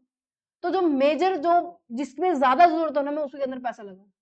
5% मेरा क्या होना चाहिए, मेरे बजट का क्या करना, मेरे को 5% ऑफ द सीएसआर बजट जो है रिजर्व रखना पड़ेगा। किस लिए इन केस भाई इमरजेंसी आ जाए तो, ठीक है, जैसे इमरजेंसी आ जाए, नेचुरल क्लैमिटीज आ जाए, डिजास्टर रिलीफ आ जाए, तो काफी सारी दिक्कत आ सकती है। जैसे अभी पंजाब के अंदर देखो क्या हुआ था, तो आपने अगर रिजर्व बनाया होगा तो उस पैसे को आप यूज कर सकते हो अपने आप को वापस उसी पोजीशन के ऊपर लाने के लिए। सोशल रिस्पॉन्सिबिलिटी जो बिजनेस है, सोशल रिस्पॉन्सिबिलिटी बिजनेस क्या बनती है कि भाई आप जो भी काम कर रहे हैं, कंडक्ट किया जा रहा है, जो भी बिजनेस आपका सोशल रिस्पॉन्सिबल होना चाहिए। ऐसा नहीं है कि आप काम कर रहे हैं, सामने वाले को पता चल जाए, आपको गिल्ट फील हो, नहीं, ऐसा नहीं होना चाहिए। आपको ऐसा होना चाहिए कि आप काम कर रहे हो, सामने वाले को पता चल जाए, आपको प्राउड मोमेंट फील होना चाहिए। यस एवरीवन, समझ में आ रहा है? इसी के साथ साथ आपके 2 टायर्स बनाए गए थे, जो कि बोर्ड कमेटी, जो बोर्ड लेवल कमेटीज थी और जो senior executive led implication groups था, उनको बुलाया गया था। और उन्होंने यहाँ पे ये भी कॉन्सेप्ट लाया गया था कि जितना भी आपका अनस्पेंड अमाउंट है, उसको हम किस तरीके से यूज करेंगे। तो ध्यान से सुनना, इन दोनों के बीच में डिफरेंस है। पहले मैं आपको ये बताती हूँ जो पब्लिक सेक्टर है। उन्होंने कहा, जैसे मैंने कहा कि मेरा 5 करोड़ का बजट बना था, मैंने केवल 3 करोड़ को ही यूज किया है, 2 करोड़ मेरा अभी पेंडिंग है। तो कह रहे 2 करोड़ को आप नेक्स्ट ईयर में ट्रांसफर कर दो। क्या कर दो? नेक्स्ट ईयर के अंदर ट्रांसफर कर दो। और उसे आप 2 साल के अंदर, फाइनेंशियल ईयर जो आपका 2 साल के अंदर अंदर आपको वो अमाउंट क्या करना पड़ेगा? यूज करना पड़ेगा, अदरवाइज उसको आपको सस्टेनेबिलिटी फंड के अंदर ट्रांसफर करना पड़ेगा। सुनो ध्यान से, it is carry forward to the next year and the CPSE must disclose the reason। भाई रीजन भी बताना है कि 2 करोड़ रुपए यूज क्यों नहीं हुए हैं। If not spent with in the 2 financial year, 2 financial year के अंदर वो पैसा 2 करोड़ मैंने यूज नहीं किया, तो then the unspent amount must be transfer to there is a sustainability fund. अब आप ये सोच रहे होंगे कि मैम लास्ट लेक्चर के अंदर हमने तो 3 इयर्स का देखा था, पर ध्यान से सुनो, वो थे आपके पास डिपार्टमेंट ऑफ पब्लिक एंटरप्राइजेस के ऊपर, मींस की जो आपके सॉरी, ये जो हम पढ़ रहे हैं ये है आपके डिपार्टमेंट ऑफ पब्लिक एंटरप्राइजेस के, और जो इनको अलावा बाकी सभी कंपनीज की, ये ओनली इनके लिए है। और जो बाकी हमने पढ़ा था कि भाई 3 ईयर का जो अमाउंट, 3 ईयर तक आप उसको कैरी फॉरवर्ड कर सकते हो, और जो अमाउंट ट्रांसफर करना है वो आपको गवर्नमेंट फंड के अंदर ट्रांसफर करना है। यस या नो? ये आपका ओल्ड सिस्टम था, ये आपका नया सिस्टम है जो हमने लास्ट लेक्चर में पढ़ा था। ये आपका पब्लिक सेक्टर के एंटरप्राइजेस के लिए जो अब आज पढ़ रहे हैं, जो हमने पहले पढ़ा था वो सभी कंपनीज के लिए। ओके, समझ में आया? समझ में आया। एम्प्लॉय किस तरीके से असेस कर सकते हैं सीएसआर एसेट्स को? ये कह रहे हैं कि कम एम्प्लॉय क्या यूज कर सकते हैं, जैसे कि लास्ट लेक्चर के अंदर हमने डिस्कस किया था कि अगर कोई कंपनी ने कोई भी प्रोजेक्ट लगाया है और उसको बेनिफिट अगर एम्प्लॉय उठा रहे हैं तो वो अलाउड नहीं होगा, है ना। तो बट पब्लिक सेक्टर में ये बोला गया है कि भाई जो एम्प्लॉइज हैं वो क्या कर सकते हैं? यूज कर सकते हैं सीएसआर के द्वारा क्रिएट की गई फैसिलिटी, जैसे स्कूल हो गया, हॉस्पिटल हो गया, स्पोर्ट्स ग्राउंड हो गया, but at least there is a 25%, इससे ज्यादा आप उसका बेनिफिट नहीं उठा सकते। मॉनिटरिंग का करना मतलब दैट मीन्स आप क्या कर रहे हैं? उसकी चेकअप कर रहे हैं डे टू डे एक्टिविटी के हिसाब से। CSR and the sustainability guidelines 2014 के हिसाब से क्या दी गई है यहाँ पर? सीएसआर को ना सस्टेनेबिलिटी, जो आपका सस्टेनेबल डेवलपमेंट जो गोल है ना, उसके साथ लिंक किया है, दैट्स इट। मींस की जो आपके गोल थे ना, आपको याद हो तो हमने 17 गोल्स किए थे, उन गोल्स को, जिनका एजेंडा ये था कि भाई हमें 2030 तक हमें अचीव करने हैं, उन गोल के साथ हमने कनेक्टिविटी की थी, दैट्स इट। ये आपको बस ये याद ध्यान रखना है। कंपनी एक्ट के अंदर हमने क्या किया हुआ है कि जो सीएसआर की एक्टिविटी किसमें डिफाइन है? सेक्शन 135 में। जिसकी कभी भी किसी भी कंपनी को ये जानना है कि हाँ जी मुझे तो एक सेकेंड, मुझे तो सीएसआर के अंदर कंट्रीब्यूट करना है, तो कहेगा भाई कंपनी एक्ट 135 को उठा लो, आपको सारी इन्फॉर्मेशन पता चल जाएगी। कहते हैं अच्छा। दूसरा कहते हैं कि अगर किस में आप इन्वेस्टमेंट कर सकते हैं, किस में नहीं कर सकते, वो पता चलेगा आपको शेड्यूल नंबर 7 से। अच्छा, सीएसआर के रूल्स रेगुलेशंस, गवर्नमेंट ने क्या डायरेक्शंस दी हुई है, वो आपको यहाँ से पता चल जाएगा, राइट।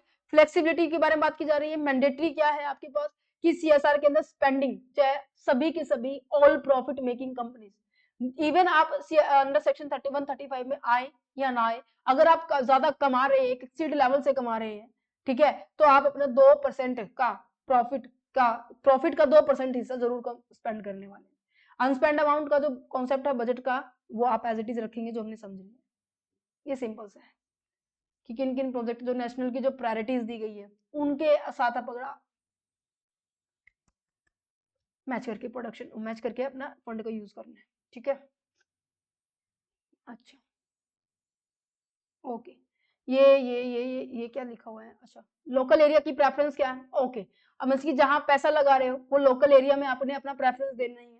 अपने आसपास के एरिया में देखना है कि भाई किस एरिया में ज्यादा हमें जरूरत है।